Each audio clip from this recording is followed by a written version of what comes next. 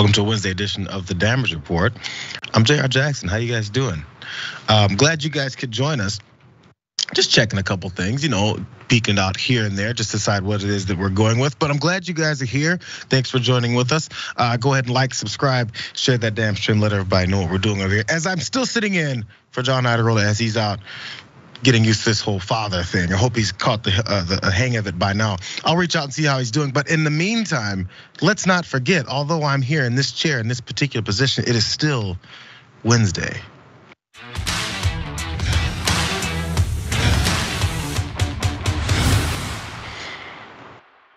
And God, look, Big News Wednesdays, Rayyvana joins us on the show. What's up, man? How you feeling? I'm feeling really good. We were just talking about baseball a little bit. Going to a Cubs game this weekend, super looking forward to it. Haven't been in years, so gonna have one too many in the So then one too many also equals what's the plan to do to get on TV? You're not gonna bring a sign and you're not 15. But then you have to have some kind of way to get on camera. My way was always just to have my kid sit next to me because he always gets the camera on him anyway. So that was my Yeah, my plan is to start a fight, so. Shouldn't be too hard. We'll figure it out. I mean, I haven't been to Cubs games either. I'm not sure if they're as raucous and rowdy as Dodgers games are, but if they're anywhere near it, there should be a pretty good chance if you do it. Just throw a couple peanuts at the back of someone's head. It'll be over really fast. Thanks for joining us. Also, you guys, we're gonna jump into a lot of things going on today. We know there's always updates going on with Donald Trump, so please bear with us because there's lots of layers to it and lots of new players involved. But let's go ahead and start with the players he always goes and attacks. Jack Smith, let's go here. There's extra updates on the Jack Smith investigation to Donald Trump. Yeah, that's one of those 90 to 100 charges that's coming down on him already. And he's fighting it in every direction that he can. So yesterday, a federal appeals court partially blocked efforts by Jack Smith to access the seized phone records of Representative Scott Perry, who apparently was involved in some form or fashion with Trump's attempt to overturn the election. So he was a key figure in that whole thing. And this is what they found out. This is from Politico. The FBI seized the device from Perry in August of 2022. So they already had his phone, but it was under a court authorized search warrant. They had yet to access the relevant documents and communications after Perry then immediately moved to prevent it. And he cited that his legal privileges as a federal lawmaker and the authority of Congress to be free of interference from the executive branch. So because he's a congressman, he's saying you guys can't go to my phone records because it was official business trying to overturn an election. And this is what MAGA does. There's more. At issue with the court's interpretation of the Constitution's speech or debate clause, which grants immunity to members of Congress from criminal proceedings that touch on their official work, that's what he went with. He's argued that much of what Smith's team has sought is protected by this constitutional provision and should be off limits. And also during that argument, a Justice Department attorney now assigned to Smith's office argued that the speech or debate protection only applies to inquiries lawmakers conduct pursuant to some formal investigation or inquiry, not those that they embark on themselves. So just because you say you wanna jump into this whole thing of participating in whatever it is that you were up to, it doesn't mean that everything is protected into what it is that you should normally be doing.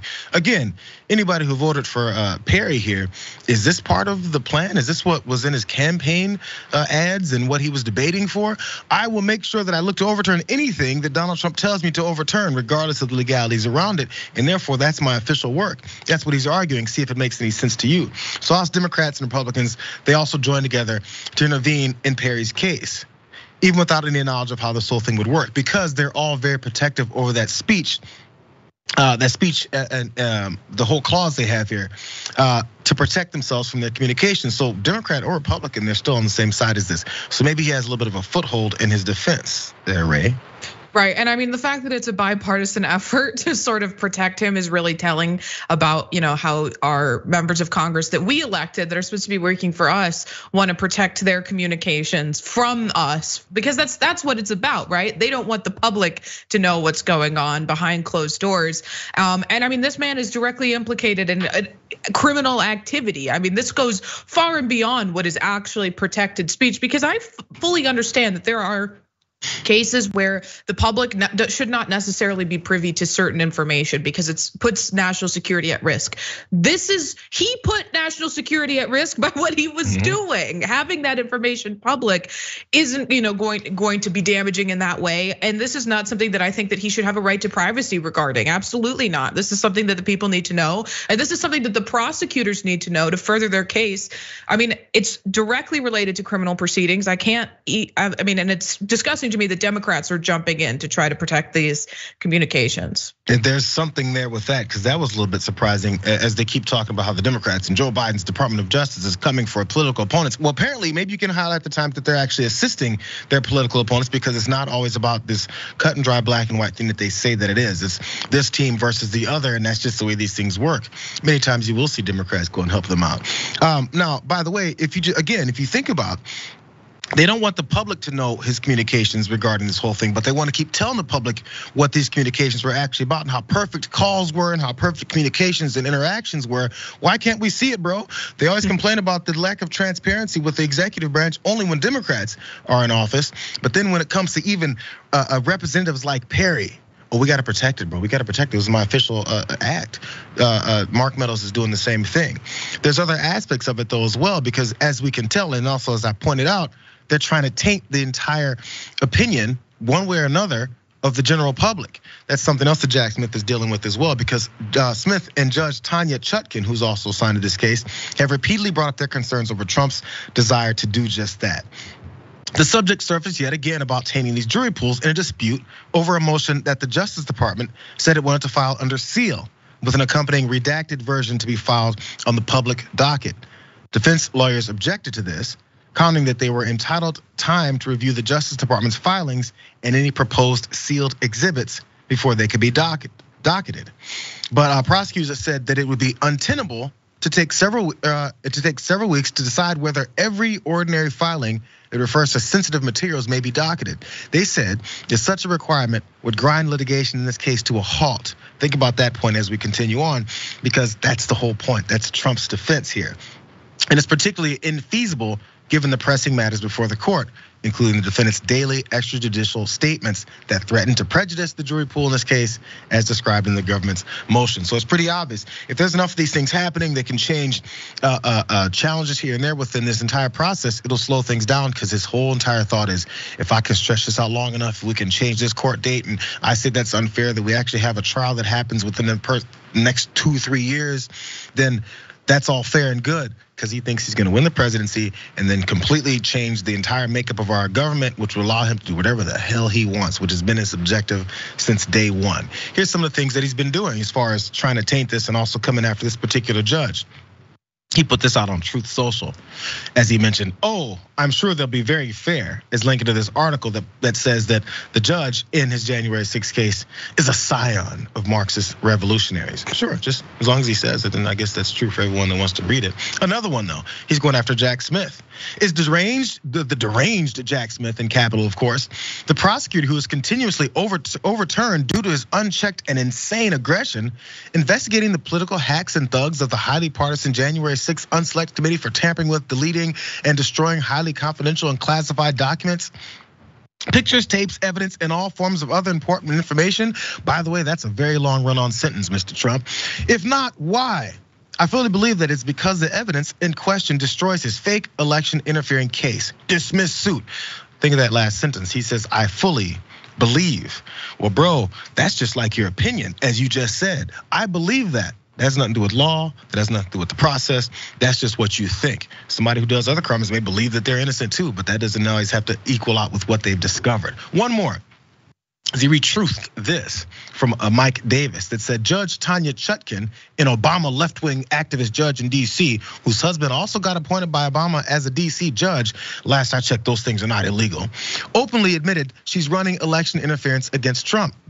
Just looking for that proof as well too. But as long as you say that these folks are appointed by Obama, from Clinton, from Biden, it doesn't matter. Just say that's the reasons why that they're biased. Doesn't that also mean anyone that has been appointed by Donald Trump is also biased? Who cares? Doesn't have to mean anything at all. One more, as Donald Trump is on a tear. This is why they have these stipulations in these bond agreements that say, hey, stop talking to the public because you lie a lot. Last one. The following truth is a quote by highly partisan Judge Tanya Chutkan, angrily sentencing a J6er in October of 2022. She obviously wants me behind bars. Very biased and unfair. Ray, there's a lot there, but this last part that stuck out to me with that whole thing, I mentioned other things that bothered me, but because she was, in his opinion, angrily sentencing a January 6th defendant in October of 2022, that means that she's unfairly coming after anyone else. Last I checked, judges can be upset when a criminal's in front of them and they have to sentence them and they reprimand them and talk about how horrible their crimes were and if they have any remorse whatsoever. Matter of fact, I feel like that's a part of what judges do a lot of times. They wag fingers and tell people how horrible they are, and this is why I'm gonna give you this kind of sentence because you deserve it and you have been breaking the laws in our country and you're a pariah here. Yeah, it's particularly they do that when the person standing before them doesn't show any remorse for the crimes that they've committed. Particularly when it's like a heavier sentence that they're giving that individual. I'll say, I think it would be very difficult to put a gag order on Trump about the trial because he's running for president. So of course, then there becomes the issue of he's gonna be asked this question on the campaign trail. Are you doing election interference by preventing him from speaking and defending himself publicly? I think that it's more than fair, and as it comes to, and we've talked about this a couple times now on the show, tampering the potential, jury pool. There is not an unbiased individual in this country who would be able to sit on a jury and, without any prior knowledge of Donald Trump, make a decision on his case. So there, of course, there's already a level of, it's going to be extremely difficult to do jury selection. So when he is putting out these statements that are meant to intimidate people, that are meant to, stir up his rabid group of supporters, it makes it even more difficult to find someone to sit on a jury because people are going to be reasonably afraid for their lives that a Donald Trump supporter might come and do something horrible to them because it's a group of people who have done many horrible criminal acts in the past and in the present continue to. So these are people who have been doxing the grand jury that indicted Trump, members of the grand jury that indicted Trump in Georgia. So it's already such a limited group of people that you can choose from. So Jack Smith is exactly right to be, about the trial. Yeah, I'm sorry, you froze for a second, so I wasn't sure if you had gotten the back end of your thought there. But this is the whole idea: delay. And then also try and make sure you make the jury pool as unsuccessful as possible. Let's put it that way. There's never anything that's actual legal proceedings or defense for the things that he's been accused of. There's been a shift though. There's other parts about what Trump is looking to fight that have a couple of new developments that aren't very good news for him though. Really fast here because the Jean Carroll aspect of some of the things he's fighting with got slightly worse for him here though. Here's an update there. Jean Carroll, in her case, after she won that defamation suit against Donald Trump before, was awarded, I think, $5 million or so. There's another step because she's also sued him further because he said all kinds of things and went after her. So the judge presiding over that second civil defamation case against Donald Trump said in a forthcoming trial will only determine the damages that she receives, not whether or not he's guilty of it, because he's already been found guilty of that already. So the whole point here is just how much more money are you gonna have to dole out now, former President Trump? So the ruling that Donald Trump is liable for these defamatory statements he made about that writer, Jean Carroll, in 2019 went public, and here's that the documentation that's showing he's gotta go ahead and pay up again. Now, Trump's attorneys were concerned that there should be some kind of limit on what they then grant for this second level of this civil lawsuit against him, and I think they got rejected on that as well. So it could be more than the $5 million that she got the first time. And of course, Trump is gonna be appealing this constantly as well. It seems like that's pretty open shut as well. They've already decided one thing, it's just a matter of how much they'll give her in the second one. Your last thoughts, Ray?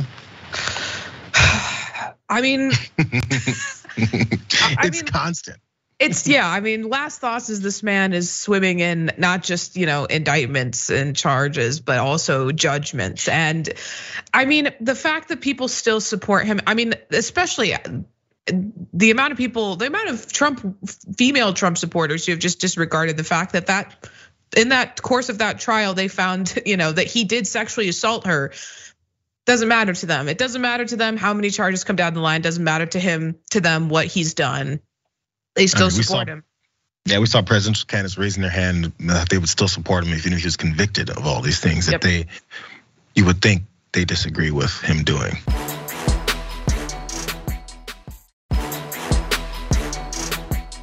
The final say on this issue of eligibility, both on the former president or any candidate, will be decided as it typically is in the courts, both at the state and federal level. So you may see some secretaries of state make an initial determination based on our view of the law or what the law allows us to do. But no matter what determination is made, it will ultimately be fully resolved by the U.S. Supreme Court. We hope sooner rather than later to give us all clarity moving forward for this election cycle. Just quickly, in the meantime, do you expect to have to make some kind of judgment before the Supreme Court weighs in about whether Trump shows up on the 2024 ballot in your state? Potentially. I mean, our decision for the primary election plays out in just the next few months, and Nevada and several other states will be making decisions even before that. There's the Michigan Secretary of State, Jocelyn Benson, talking about whether or not Donald Trump can be on the ballot even. This has been discussed before over the 14th Amendment, but there's a few new players that are trying to get this going. And she was talking about how she wishes that the Supreme Court would actually weigh on this soon because election season is upon us. Details here from Newsweek. The court distributed John Castro v. Donald Trump to the justices for a conference on Wednesday. It's ahead of the upcoming term, which is going to begin at the beginning of October. The conference is to take place on September 26th, and the case is expected to be decided on or before October 9th, again from the Supreme Court, about whether or not Trump can appear on many ballots in a few states that are looking to oust him because of more details here. Because John Castro, as you saw in that briefing name, or at least the name of this particular case, he is a tax attorney running for president on the Republican side. You haven't heard his name before because he's probably polling pretty low, but he is looking to get Trump off of the ballot in some of these states. There he is on his, I believe, X account, showing that he's running for president. The lawsuit is seeking to argue that Trump should not be allowed to run for the White House based on Section 3 of that 14th Amendment. And it disqualifies individuals from holding public office if they have engaged in insurrection or rebellion against the United States. Obviously, Trump has not been charged with insurrection, but Castro is pointing to his role in the January 6th plot to do so. I don't know, man. This ain't gonna go that far. That's really my main thought about this. What are you thinking? I mean, I agree. I think that the argument has some merit, and I think that he's successfully circumvented the standing issue that caused the previous case to be dismissed. Because as someone who's running against Donald Trump within the Republican Party, he definitely has standing to bring this lawsuit because he will suffer, immediate and irreparable, harm if Trump is allowed to run. As a candidate individually. I think that the Supreme Court, of course, is never gonna take Trump off of the ballot. I think that it was a Hail Mary attempt. I think that his argument has a lot of merit. I think that a lot of legal scholars, I know that a lot of legal scholars have, also voiced this opinion and made the same argument that the 14th Amendment absolutely could be used to prevent Trump from running for president. But to that end, I think that I'm talking from a legal side of things. From a political side of things, I don't know if it's better. I think it might be worse because, if the Supreme Court thought that liberal protesters holding signs outside their house was bad when they overturned Roe v. Wade, if they ruled that Trump couldn't run, the hellstorm that would rain down upon them by Trump supporters would be something the likes of which they have never seen before. And I don't necessarily know if that's getting him off the ballot in this way is going to help. I think it might just legitimize him more in the eyes of supporters versus him actually running and losing an election or being indicted and having to go to jail. That's definitely one thing that's definitely one thing that I think that they've successfully implemented in their constant drumbeat against anything that's going down with Donald Trump. It's this connection of chaos versus legality or normal politics, democracy, all that. So they've openly said things like that.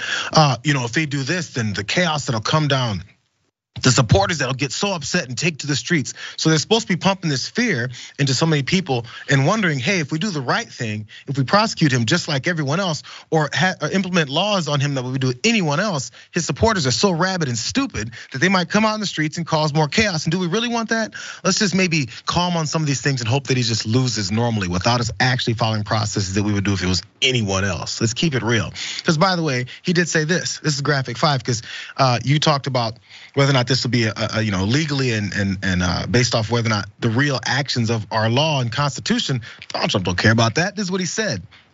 He said almost all legal scholars, lying, have voiced opinions that the 14th Amendment has no legal basis or standing relative to the upcoming 24 election. Like election interference, it's just another trick being used by the radical left communists. Okay, here's the list. Communists, Marxists, fascists to again steal an election that their candidate, the worst, most incompetent, most corrupt president in history, is incapable. Again, they're communists, Marxists, and fascists somehow. Who knows? They're also capitalists too. Who gives a damn? Let's just throw all kinds of ists out there and see how many things can stick and pump enough fear into folks. But by the way, as I point out, he said almost all legal scholars. Which ones are not doing it, Donnie? Well, let's look at this headline from New York Times, because this case from conservatives will emerge to disqualify Trump again with this 14th Amendment. A couple law professors at the Federalist Society wrote that the original meaning of the 14th Amendment makes Trump ineligible as well.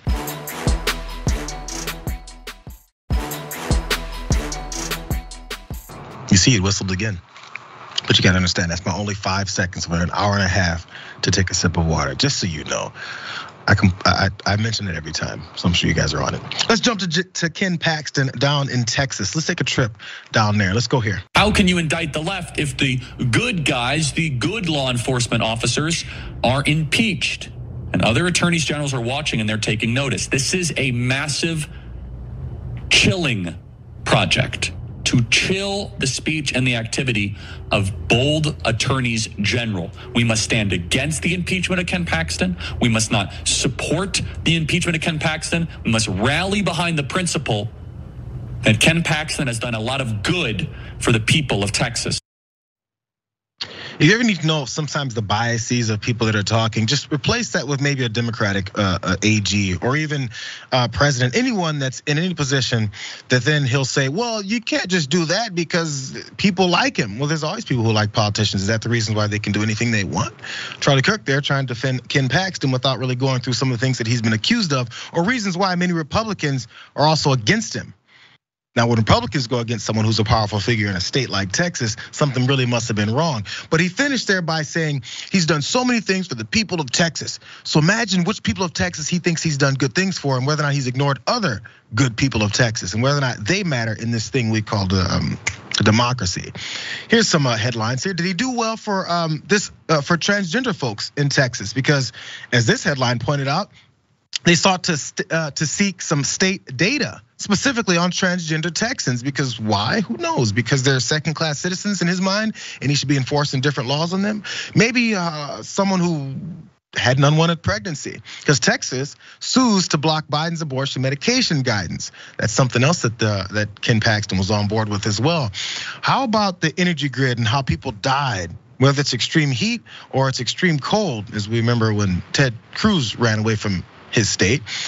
Ken Paxton, this headline points out from the Texas Observer, for ExxonMobil climate investigation to be stopped. Wow. He doesn't want that to happen either. Who's he doing good work for the people of Texas, or is he doing good work for certain people that we're gonna talk about in a second? Lastly though, AG Ken Paxton asked the Supreme Court to overturn Trump's defeat by negating 10 million votes in 4 states. So do you think those 10 million votes in those 4 states are people that he's doing good work for? Because they voted, and last I checked, we can do that in this country. We can vote, and then we don't have to have AGs or anyone else that's looking to hand elections over to Donald Trump to try and negate them. That's the big problem that's going on, but who cares about other Americans, Ray? Right, I think Charlie Kirk and his asymmetrical hairline sitting there and defending Ken Paxton of all people is fascinating, because we'll get into it in a minute. I mean, he's being charged with actual crimes. Ken Paxton, might go to jail. This is not, he's been a horrible attorney general for a million political reasons, but he's also a particularly corrupt individual. So the idea that he just has some people who still support him, should prevent him from, being impeached is an absurd notion. He's gung-ho about impeaching Joe Biden. There are plenty of people who support Joe Biden. By his own logic, Joe Biden should be unimpeachable. I mean, it's ridiculous, but yeah, there's so much more that we should get into. So that's all I'll say. Yeah, the graphics aren't up here, but this is a little bit of the short story because there's a guy named Nathan is the actual name, Nate Paul. And he's a real estate developer. He has a bunch of money and he bribed Ken Paxton, allegedly. He's been accused of bribing Ken Paxton and basically using the AG office to defend him against any political or professional opponents, like straightforward, right in the open, again, to the degree to which many Republicans have then gone up against him as well, because why would they want that? Well, we could see why they would, but there must be other political reasons behind this as well, though. So anyway, this trial that then kicked off this week, I believe it was on Tuesday. The Senate here, the state Senate there, which of course is comprised of many Republicans, they're not sure how they're going to go with this vote. It's going to last a couple to 3 weeks as they go through this. So from NBC News, this is what's going on the opening day of that trial. Ken Paxton pleaded not guilty to those 20 articles of impeachment, alleging this corruption, abuse of public trust, misuse of public funds, and more, as they began this impeachment trial. His attorneys had filed more than a dozen motions to dismiss the articles of impeachment or exclude evidence from being considered. And all of them failed on Tuesday morning when as many as a dozen Republican senators joined with Democratic senators to vote against them. Wow, what's going on down in Texas? I thought they were a stronghold for MAGA. Steve Bannon, which we'll get to in a second, talks about how Texas is super MAGA. It's supreme MAGA. Well, apparently some of the Republicans don't like everything that's going on with MAGA. Paxton did secure one win on Tuesday, though, a small one. When Patrick, who alone decides procedural matters under the rules approved by the Senate, he decided that Paxton could not be forced to appear as a witness at his own trial. Okay, cool. I mean, it's a small thing, but there's enough evidence. Maybe he might want to appear and maybe say something different than what everyone is seeing, though. House impeachment managers had sought to compel Paxton to be called to the witness stand, even though they said in the filing that they expected he would invoke that right. So it's pretty obvious that would go down. But also lastly, Tuesday afternoon, impeachment managers called their first witness, though, Jeff Mateer, who's the former second in command at the Attorney General's office, who resigned in October of 2020 after meeting with FBI agents about the Paxton-Nathan Paul relationship. So again, these are Republicans that worked around him, and they're the one who put him on blast. They're the ones who snitched him out to the authorities and why this whole thing started. But still, you'll hear people say these Democrats are coming after Ken Paxton because they just don't like that he's a strong Republican. That's the thought, but actually there's people that are mad at many Republicans, which we'll get to in a second. Any thoughts before we jump to that theory? Yeah, I mean, I think it's such an absurd argument to be making to say that, the Democrats who have had a stranglehold on the Texas State House and the Texas Senate are the ones coming after Ken Paxton. Like, this is a firmly Republican state that has had, Republican control of their state legislature for a long time. And the lead prosecutor in this impeachment trial is a Republican. So the idea that this is a Democrat attack, it is a bipartisan effort to hold this man accountable. Of course, there are plenty of Republicans in the Texas Senate who are defending Ken Paxton, but there are plenty of Republicans who are, prosecuting him, seeking, to hold him accountable. So I mean, it really is a ridiculous way for Charlie Kirk and other Republicans conservative influencers to paint this as like a Democrat plot. It gets even better because first of all, here's some good old Republican threats coming from one Republican to many others that maybe won't do the right thing. This guy's name is Jonathan Stickland. I think he started one of these pro-Paxton super PACs. So he's all over the place trying to promote things about how they need to be more conservative and Republicans need to act like Republicans. Here he is talking to Steve Bannon about it. We're spending millions of dollars. We think this is a huge fight. We already have spent an incredible amount of money. We will not let these politicians overturn the will of the voters who said we want Ken Paxton. They knew all the information that has been brought out on this, and anyone that votes against Ken Paxton in this impeachment is risking their entire political career, and we will make sure that that is the case. Wow. Wow, indeed. I had to keep the insightful commentary. What do you think it was? Wow, wait. Did you say you're threatening the political careers of any Republican that won't vote the way that you, the head of this super PAC, former state representative down in Texas, if they don't vote your way and vote with Ken Paxton and not based off whether or not this was illegal activities and whether or not this impeachment is actually something that they should be doing, it should be just based off of their political careers. We see how politics works. It sounds like a gangster movie, doesn't it? We're gonna come and end your career. Maybe something else. We'll see more though, because apparently this guy Stickland is talking about how the deep state is working against him as well too. He knows all about it. I don't know how he knows everything, but he does.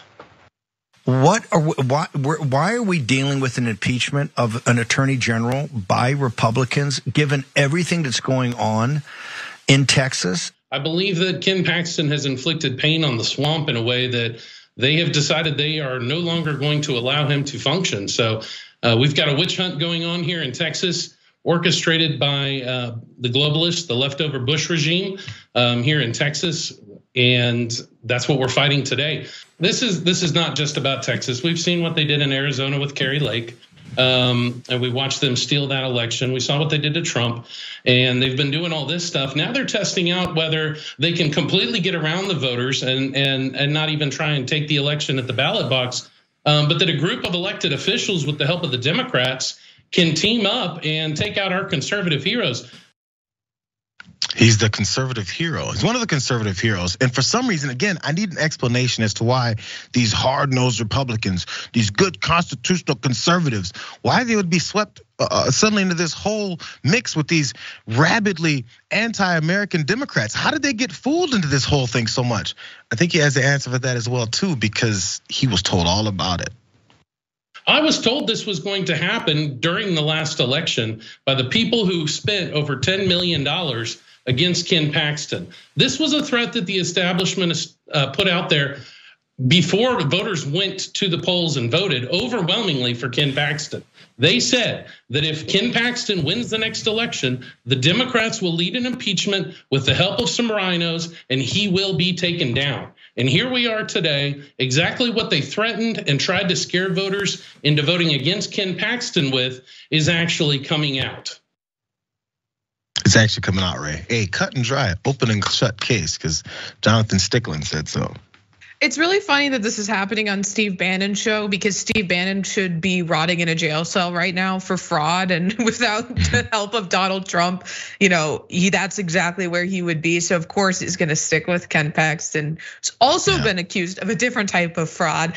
But I mean, of course that it's funny for him to make that argument, because they had the inklings of the information. They knew that he was engaged in corruption before the election. So of course the people who opposed him knew that if he was reelected, they would have, the ability to do something exactly like this. It's not like they were whispering in back rooms and he overheard it. Like, the writing was on the wall. This man has been engaged in corruption. An impeachment trial was just coming down the way, inevitably.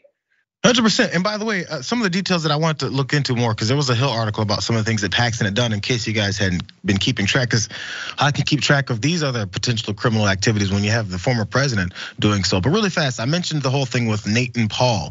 But Paxton had been impeached because Paul allegedly did this. He convinced Paxton to use the state prosecutor's office to interfere with a federal investigation. A federal investigation against Nate Paul, because he had already been arrested. He was under a federal indictment about how much he had been breaking the laws as well too. He was accused of lying to investors to secure a loan. Sound a little bit like their dear leader, Donald Jesus Trump, because that's what he did as well too. I mean, allegedly, that's what they say he did. But in doing so, he allegedly bribed Ken Paxton to start using the AG's office as a place to go against some of these criminal, allegations against him legally, and also against some of his political enemies, because again, he has enough money. What country is this we're talking about? We keep talking about two-tier justice systems. We keep talking about third world countries, but these are the aspects of it that actually show some of those characteristics, carried out by the most powerful people in the country, and in this case, the state. And now he still has people still backing him up. This is the United States of America, you guys, and if we not able to pay attention because they're too busy trying to eat or make it to the doctor or get our kids to school, or they're stripping more rights there. It doesn't even matter anymore. It's all part of the whole plan. I know you've heard that a million times as well too.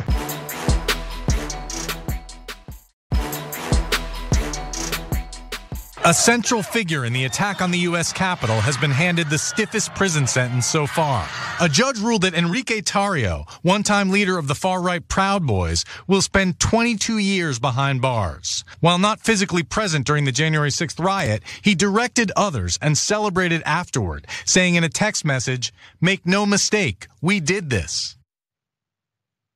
You heard it there on NBC News. Enrique Tarrio, one of the leaders of the Proud Boys, has been sentenced to 22 years. Yes, he'd already been convicted of all of his conspiracies surrounding January 6th, but he's breaking that record from Oath Keeper. What was his name again? Stuart Rhodes. Stuart Rhodes only got 18 years. That guy that wanted to celebrate going to prison. Enrique Tarrio has broken the record, and as we know, maybe we'll break some more records. They still got more guys to go. But here's more about how he got those 22 years and the things that he was dancing around and saying in court. Let's go with this. Prosecutors had sought 33 years for Tarrio, but Judge Timothy Kelly decided that was too long. Kelly also sentenced 4 other Proud Boys last week to lengthy prison terms, but far less than prosecutors had asked for. Tarrio and 3 other Proud Boys were convicted in May of seditious conspiracy. Prosecutors said their goal was to orchestrate violence to keep then-President Trump in office, and that the Proud Boys were behind every major breach of the Capitol during the attack. Afterwards on CNN, Tarrio ridiculed members of Congress who huddled in fear as rioters breached the building. I'm not going to cry about a group of people that don't give a crap about their constituents. But a different tone in court today, telling the judge, "I am not a political zealot," and saying to the men and women of law enforcement who answered the call that day, "I'm sorry." I'm sorry. I'm a tough guy. It's weird how guys go from I'm tough to I'm sorry once they're in front of a judge and they've been convicted, and now they're facing 22 years. Yeah, 22 years. We'll see how much of that he serves, but at least the sentence seems somewhat feasible. I think people were thinking he was going to get much less, considering how bad guys always get off when it comes to being in connection with government corruption like this. But here's some more details from NBC News of how this whole thing went down. Tarrio was not at the Capitol on January 6th, though. Crazy. He was arrested about 48 hours before the attack because of his actions at a previous pro-Trump event in Washington. Pause. You know what that previous pro-Trump event was in Washington and what it ended up being? It ended up being him, collected with a few other Proud Boys, ripping a Black Lives Matter sign off of a historically black church in Washington, D.C. and burning it, putting it all over whatever cameras and videos that they can put it on, and celebrating how badass they were. Then he was arrested a couple days before January 6th because he was in town to take part in what he was helping to plan. Let's continue because I just said it. Let's read it. Tarrio knew a warrant was out for his arrest, thanks to a Washington police lieutenant who has since been charged and pleaded not guilty. Prosecutors said that the evidence suggests Tarrio strategically calculated his arrest as a means to inspire a reaction by his followers. Keep all this in mind after you heard him say, "I'm sorry and I didn't mean to do all this stuff," because this is what he really believes. To Tarrio, January 6th was an act of revolution, is what prosecutors wrote. They argued for a terrorism sentencing enhancement, saying his actions were clearly intended to influence the government. The judge agreed, applying the terrorism enhancement in his case, as he did for his other 4 co-defendants, why they're getting so many years here. But his defense attorneys thought that this one thing would work, Ray. He said, "My client is no terrorist. My client is a misguided patriot." That's what lawyer Sabino Jarugui said, arguing that his client went to Washington just to protest, that's all. "My client comes from a country," this is the other part about this. "My client comes from a country where there are no rights, there's nothing," he said, talking about Tarrio's Cuban heritage. He was trying to protect this country, as misguided as he was. He's just a figure that's been misunderstood, and he just wants justice because all he knows is Cuban. Tarrio's defense team also argued for a downward departure from the sentencing guidelines, seeking an unspecified lower sentence, and they submitted letters to support to the court. And one of those included one from a cousin of Tarrio who has worked for Miami police for 16 years. Don't forget, remember there was a police officer that tipped him off that there was a warrant out for him too? What's the point of having someone who works in law enforcement if you can't have connections? Sorry, there's the back end of that. The defense had asked Kelly to see another side of Tarrio that is benevolent, cooperative with law enforcement, useful in the community, hardworking with a tight-knit family unit and community support. Ray, it's odd that someone with tight-knit community, with great family, has police officers in his family as a cousin, comes from a horrible country, and he's now a reformed great American, would do such a thing. It might make you wonder that you can be from a tight-knit family, have law enforcement in your family, come from some other country that we deem worse than us, and then still do horrible things. So every time they tell you that criminals only come from single mother family households and are at-risk youth and are black and brown folks only, maybe you'll believe it, but when it comes to coming from those communities, we can use that to say they shouldn't have any consequences for the things that he did. Yeah, so a couple of things about this. First, I think that Cubans would be interested to learn that they have no rights. They have nothing, according to Tarrio's attorney. Just there are no laws and no rights in Cuba, so that's one thing.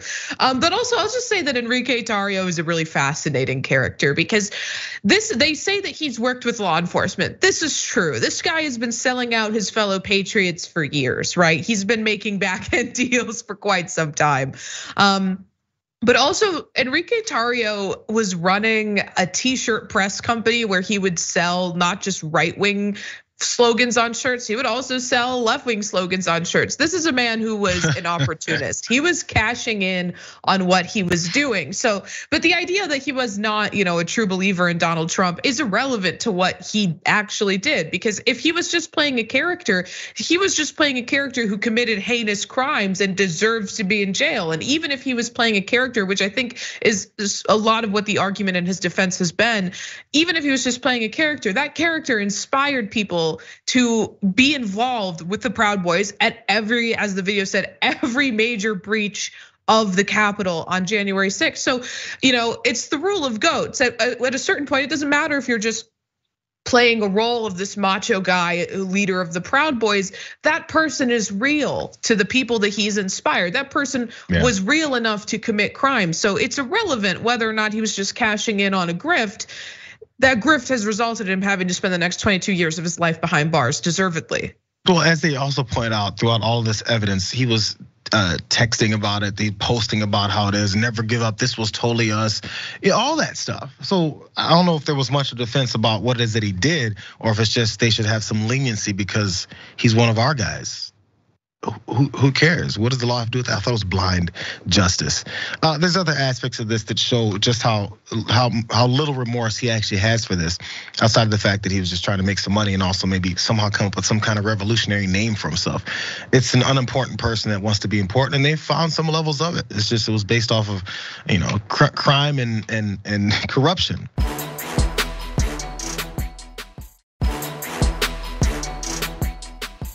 This is big stuff, and it's actually indicative of what it is that Donald Trump wants, and he has some help. Donald Trump is looking to be in the White House one more time, but this time he wants to have an entire group of government set up for him, by him, and only bow to him. It sounds pretty normal for him, because dozens of right-wing groups are being led by the Heritage Foundation to do just that for him. And they're fueled by his administration and their goals to take over the country and have this dictatorial White House that he's looking to dream of. So let's go to details from the Associated Press. It was a nearly 1,000-page document called Project 2025. It's a handbook, and they say that an army of Americans is the idea behind to have the civic infrastructure in place to take on day one in the White House. They look to reshape and do away with what Republicans deride as the deep state bureaucracy. Think of deep state as we go through some of the details of this. In part by firing as many as 50,000 federal workers. Project 2025's nearly 1,000-page policy blueprint called Mandate for Leadership serves as a step-by-step guide for the incoming president, hoping that it's Trump, from proposing a comprehensive transformation of the Department of Justice to ending the FBI's efforts to combat the dissemination of misinformation. They want to stop the FBI from blocking misinformation. Only people that are spreading misinformation would want to do that. Still, though, it even includes plans to intensify the prosecution of individuals involved in providing or distributing abortion pills by mail. Let's just toss that in there as well, too. Why not? As Trump is doing this, he's zeroing in on a key target of retribution, government workers. That's the 50,000 he's looking to oust and replace with his own people. Again, helped out by the Heritage Foundation. He released a list of proposals to take down what many conservatives believe is a secret cabal of government workers who wield enormous power and work against Republicans. At the top of Trump's list is reinstituting an executive order known as Schedule F. It would reclassify tens of thousands of federal employees involved in policy decisions as at-will employees. It makes it much easier for Trump to just fire folks the same way that Elon Musk fired people randomly at Twitter, now X, and then starts destroying things and suiting it to just serve himself. It's a blueprint, so he's gonna go with it as well, too. There's some Trump-era conservatives that wanna gut this administrative state. This sounds like he's trying to implement a deep state while he's talking about getting rid of a deep state. They've been talking about deep state since he first went down that stupid escalator and said he's gonna run for president of the United States, and then said, we're going after the deep state. Now they're going after the deep state, but they wanna implement their own. Odd how that works. Well, they'll tell you they're doing the opposite of exactly what they're doing, and enough idiots will listen to it. But by ousting these federal employees, they believe they're standing in the way of the president's agenda, and they replace him with like-minded individuals that'll do his bidding. A whole bunch of minions. What's your thoughts here, Ray? I think that as someone who's like somewhat familiar with the administrative state, that this is absolutely hilarious to read about. The idea that there's just 50,000 highly partisan government employees who are, trying to 50,000 people who are coordinated in their attempts to block Trump. Most of these are just regular people who have jobs, and just because they work for the government, and these are not particularly high level positions they're talking about. These are just people that work for the government in a largely non-political capacity, implementing certain policies. And at the end of the day, the president does have the right to enact their agenda. They don't have to fire 50,000 employees in order to do that.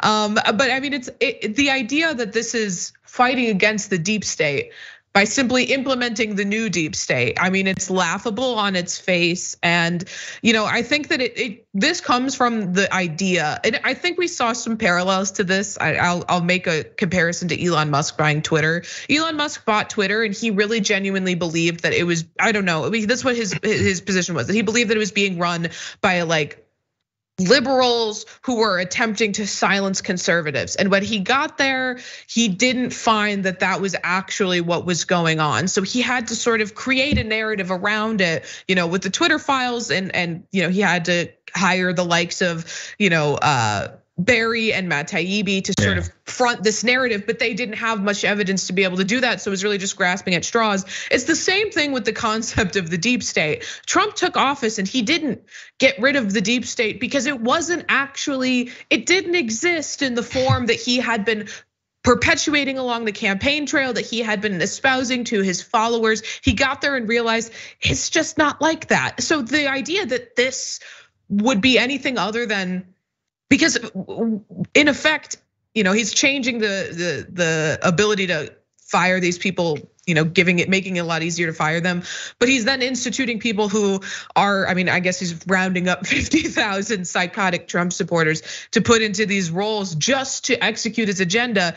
And in effect, creating the very thing that he has supposedly been railing against, but just in terms more positively to suit him.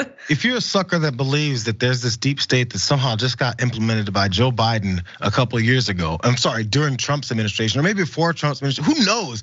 Because they just keep talking about the deep state exists and it works only for Democrats, because these are career folks who work in the government, because they have a standard of way things go. If you ever watch closely, if you're a crazy person like me and has watched closely, maybe Senate hearings, House proceedings on the floor, and there's someone that always has the gavel, it changes hands.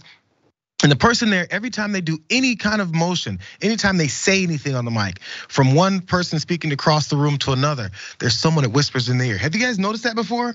There's always someone who creeps up halfway in the view and whispers something of what they should say. And then this elected official who's supposed to know everything then recites it. because they don't really know what they're doing. There's people that work in the government that know everything they're doing, how procedures work, and they tell our elected officials who are actually elected just to run for their same office yet again, or maybe the next one, that's their job. That's why all they do is raise money.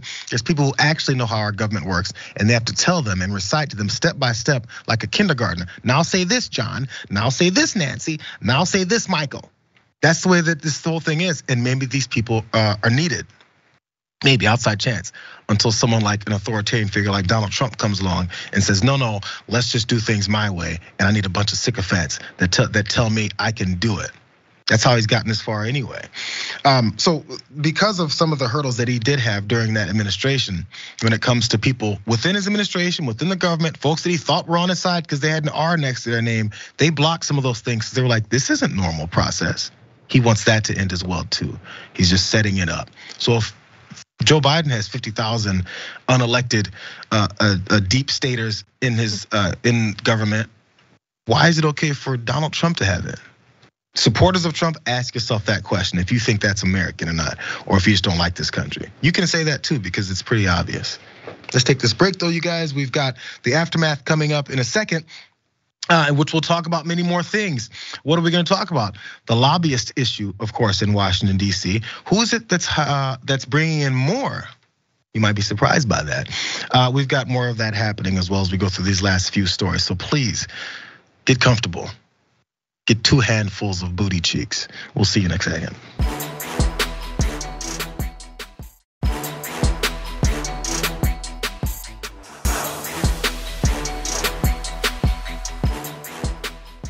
Thanks for listening to the full episode of The Damage Report. Support our work, listen ad-free, access members-only bonus content, and more by subscribing to Apple Podcasts at apple.co/TYT. I'm your host, John Adarola. I'll see you soon.